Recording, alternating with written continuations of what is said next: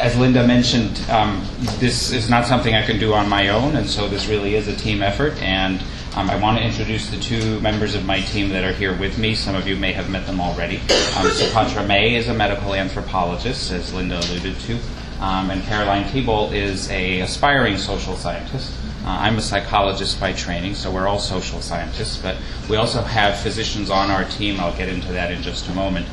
So it's not just us social scientists trying to conquer the world. At the same time, I just want to thank Dale and Glenn and the organizing committee for the opportunity to be here this morning. Just briefly a disclosure, but perhaps more importantly really an acknowledgement, which is that none of this work that we're going to talk about would have been possible without the support from the Foundation for Informed Medical Decision Making. They really have been at the forefront of supporting this kind of work, and we've benefited a great deal from that. So I want to start first by introducing you to the title of our program. We call it the Partners in Medical Decision Making Project. And just start by outlining the goals of what we're doing. We are focused on decision support, and I know we've already had quite a bit of debate about whether that is enough. Will that in and of itself bring forward shared decision making? How do you do all of this? And so let me start by saying we're fairly narrowly focused here, but decision support, but we believe that that is an important first step in trying to move forward, and a strategy potentially with which you can try to get these ideas into the medical world. So our goals are to make the provision of decision support to eligible patients routine, habitual, and meaningful. And our second goal is really to reach as many patients as possible who are eligible to receive decision support. Now, let me just start by telling you a little bit about the organization that we work for.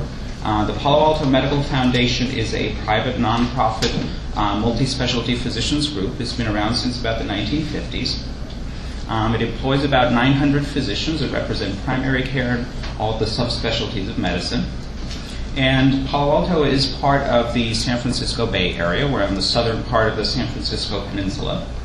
And we're really in the heart of Silicon Valley. So Facebook, Google, all of these things that all of you use, they all come from this place where we work. The Palo Alto Medical Foundation really prides itself on a long history of clinical innovation. It's had an electronic medical record operational in place for over a decade. One of the really developers of the EPIC system that everybody seems to be adopting and many people are struggling with is actually the Chief Technology Officer of the Palo Alto Medical Foundation. And PAMF also prides itself on being very patient-centered. That's very interesting for us because we're going to tell you about some of the things that we've sort of run into over time as we've tried to roll out our project.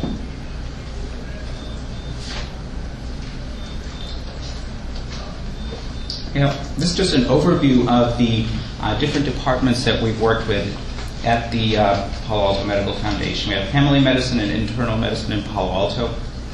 What I didn't mention, what you saw on the map on the previous slide, is that the primary or the sort of headquarters of PAMF are in Palo Alto, but we have locations throughout the Bay Area. And so we work with several of those locations. Each of these different primary care sites, also the Community Health Resource Center that's really very similar to the Shared Decision Making Center that's here at Dartmouth. And then finally, we've also been working with one specialty in vascular surgery on the decision about carotid endarterectomies.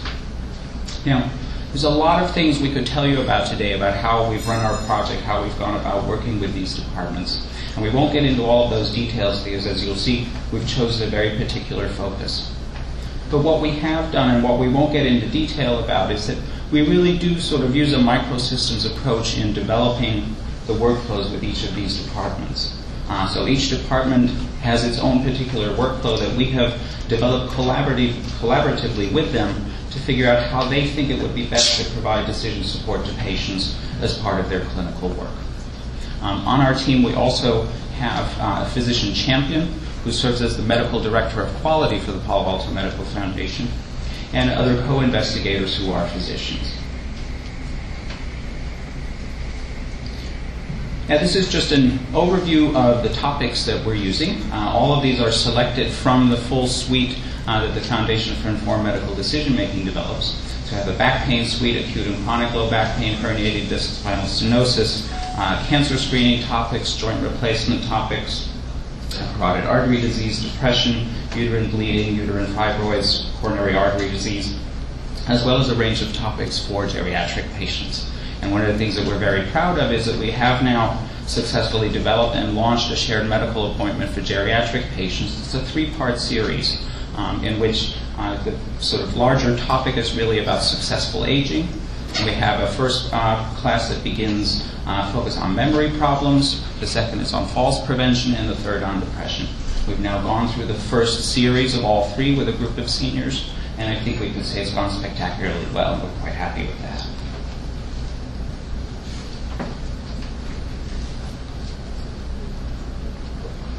Now, you've already heard from some of the other presenters that this work that we're trying to do is quite challenging. And we're not going to tell you anything different. It really is. And I thought it's sort of helpful also to look back a little to the sort of wisdom of history. And we have here a quote from a famous political philosopher, and perhaps the father of political science, that being Machiavelli. And what he tells us is that one should bear in mind that there's nothing more difficult to execute, nor more dubious of success, nor more dangerous to administer than to introduce a new order to things. For he who introduces it has all those who profit from the old order as his enemies, and he has only lukewarm allies in all those who might profit from the new. So it really is challenging. It's also not unique to medical practice. It really extends to all spheres of human activity. And we've already heard some about the barriers that we all face, and very generally, office visits are very crowded, especially in primary care. Physicians have too much to remember. The visits aren't necessarily getting shorter, but the lists of things that they have to try to accomplish in that visit are growing ever longer. We've also heard that physicians believe they already do shared decision-making. And then more broadly, we've begun to hear concerns about the larger sort of medical culture and how that might get in the way of these kinds of efforts. And so what I'd like to do now is turn it over to Subhatra to tell you a little bit about what we've learned from our PAMF physicians, clinical staff, and patients about some of these issues.